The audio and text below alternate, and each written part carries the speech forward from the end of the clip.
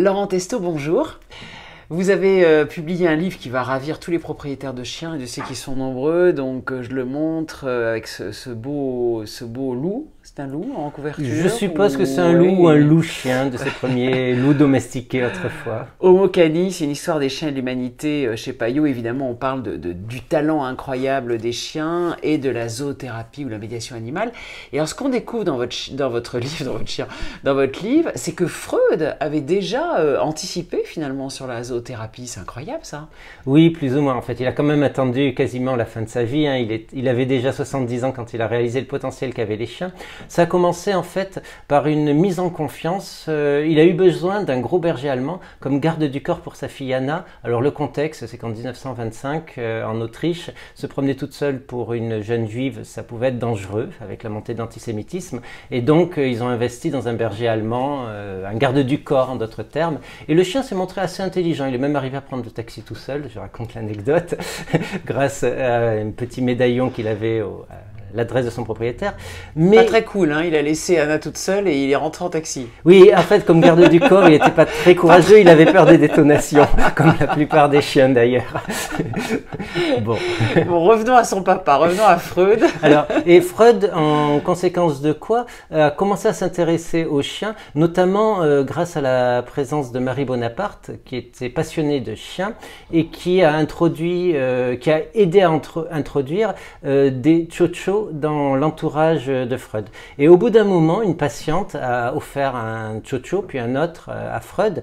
Et Joffy, la seconde chocho, s'est montrée particulièrement douée. Freud l'a laissée rentrer dans son cabinet. Et petit à petit, la chienne a pris ses aises et Freud s'est rendu compte que, ma foi, certaines phases du processus thérapeutique se déroulaient mieux en présence de la chienne.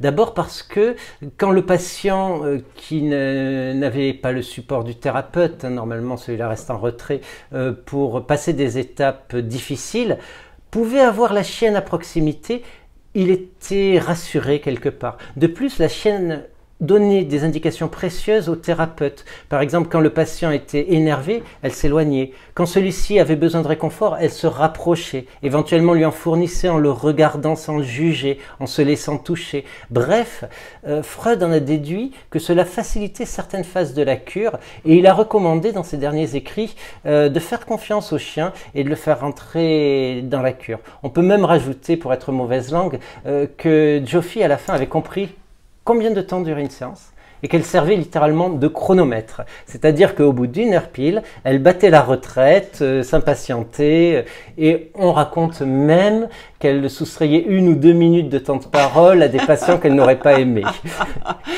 Mais du coup, c'est une histoire qu'on n'a pas tellement su en fait, cette relation de Freud avec les chiens, notamment d'un point de vue thérapeutique. Alors, probablement est-ce lié au fait qu'on n'imaginait pas tellement que les chiens puissent avoir de l'importance dans la cure. C'est un processus qui se jouait entre humains.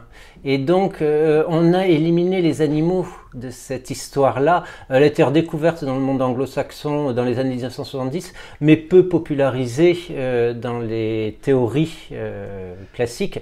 Et il est vrai que je ne sais pas si beaucoup de psychanalystes aujourd'hui se font aider de chiens.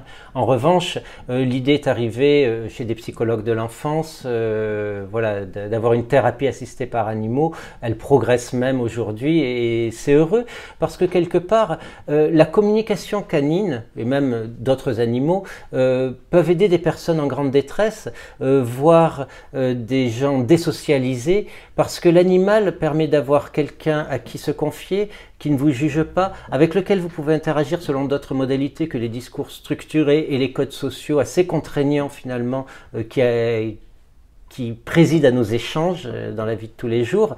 Et aussi, pour des personnes vraiment désocialisées, un chien peut amener une volonté de se responsabiliser pour prendre soin d'un être plus faible que soi. Donc il y a des tas d'avantages en fait à interagir avec le chien à quelques niveaux de la société ou à quelques troubles que l'on subisse.